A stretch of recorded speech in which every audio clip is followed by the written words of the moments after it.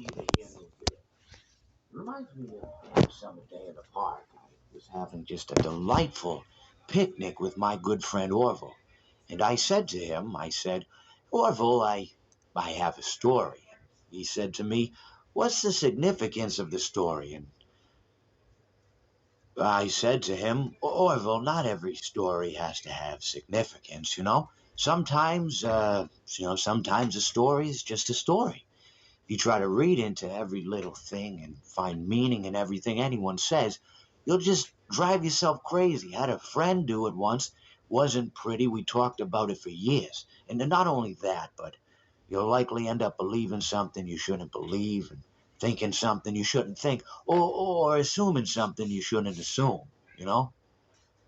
Sometimes, I said, a story is just a story. So just be quiet for 1 second of your life and eat your sandwich, okay? Of course, it was only then I realized I had made sandwiches, and poor Orville was having such difficulty eating it. Elephants have those clumsy hands, you know. Actually, I suppose that's the problem. They don't have hands at all, do they?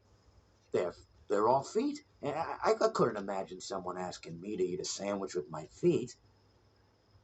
Now, if I recall correctly, there was a bakery nearby. I said to him, Orville, let me go get you some rye bread. Now, I'm unsure if elephants enjoy rye bread, but I assure you that Orville does. Now, this was on a Tuesday, which was good because rye bread was always fresh on Tuesday. They made sourdough bread on Monday and threw it out Wednesday, or rather, they sold it at a discount for people wanting to feed the ducks, and then probably at the end of the day, finally, they threw it all out. I don't recall. I do remember a man who would bring his son to the bakery every Wednesday and then go feed the ducks. He would buy all of the sourdough bread. Of course, you know, you're not supposed to feed the ducks sourdough bread at all.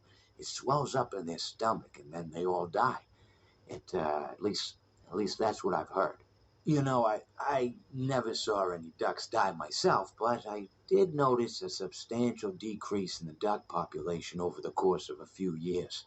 I just never thought to stop the man and tell him that he was killing the ducks by feeding them sourdough bread. And if you want my opinion on the matter, and I told Orville this as well, if you want to feed ducks or birds or any kind for that matter, it's best to buy seed. I mean, when you think about it, breads of any sort don't occur in nature. They don't grow on trees or spring up from the bushes. I don't think birds know what to do with bread. What was I saying? Oh, yes. So I bought Orville some rye bread. What a fine day it was.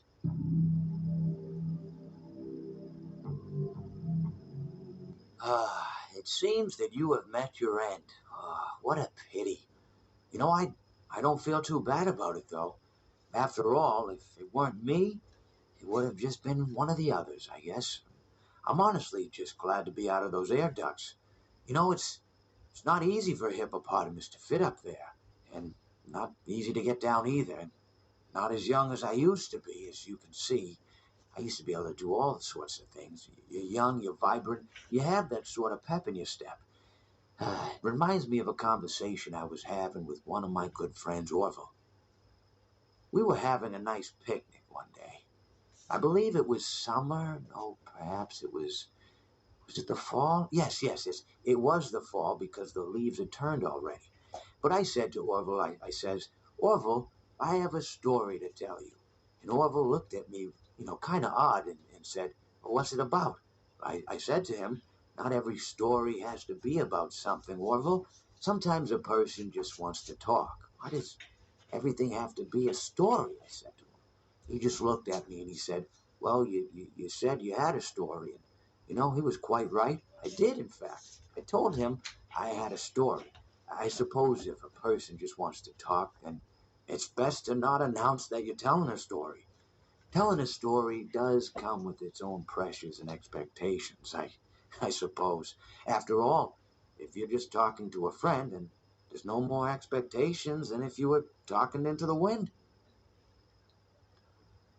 Words by themselves aren't expected to carry, aren't expected to stick. But if you announce you're telling a story, well then It better be a point to it all, you know? No one wants to sit and listen to someone ramble on and on and on with absolutely no end in sight. So, it's good to be mindful that when you tell someone that you're about to tell a story, that you have something to say. Telling someone that you're going to tell them a story is tantamount to asking them to stop what they're doing and pay attention. You're basically saying, hey, buddy, stop everything. Stop what you're thinking. I have a solution to everything. And, well, I didn't really have any story to tell. In hindsight, I probably just misspoke when I said that I had a story. I think it would have just been better to tell Orville that I wanted to tell him something rather than tell him that I had a story. But even then, it might have put too much importance on the whole thing. Either way, it was quite a nice day. I remember that we were drinking tea.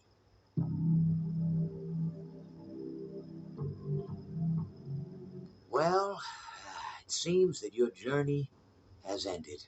Very sorry about that. It was always going to end this way, of course. If it weren't by me, it would have just been by some other, terrible thing. Just, you could not imagine how terrible it would be. Just, I get scared thinking about it. Glad it's not me. It reminds me of a time I was speaking to my good friend Orville. We were we were sitting on a park bench watching the pigeons. I was on the left, he was on the wait, was I on the right or left? Anyways, it doesn't matter. We were sitting on there watching the pigeons. And I said to Orville, friend, those birds are frozen. And he kind of looked at me like I lost my mind. But I reminded him that it was winter, and often birds will sit in a tree until they freeze. Then they sort of fall to the ground until the sun warms up and they can, move around again.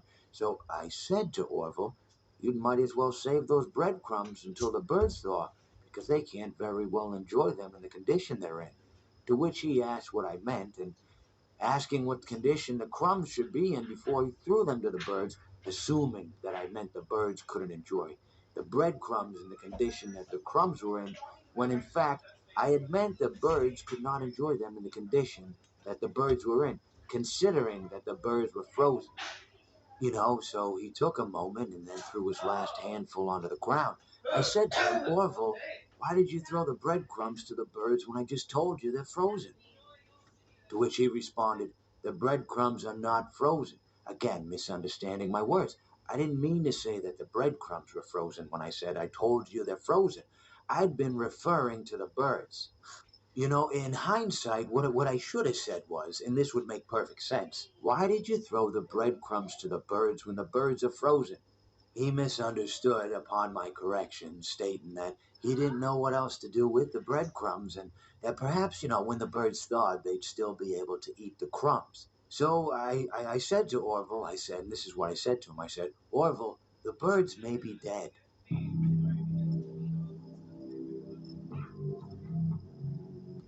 It seems that you have met a horrible demise, my friend. But, these things happen and life goes on.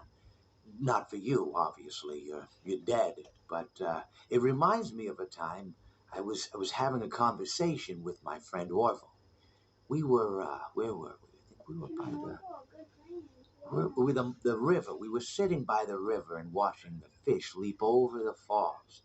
And I said to Orville, sometimes I feel like a fish leaping over and over again, always trying to get somewhere, though I don't know where, only to find myself in the jaws of a beast.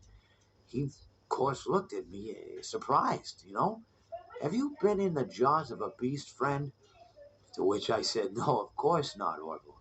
I said, no, no, no, no. I simply meant that life can seem like a relentless endeavor to overcome meaningless obstacles, only to meet an equally meaningless fate, regardless of your efforts, regardless of the obstacles you've passed.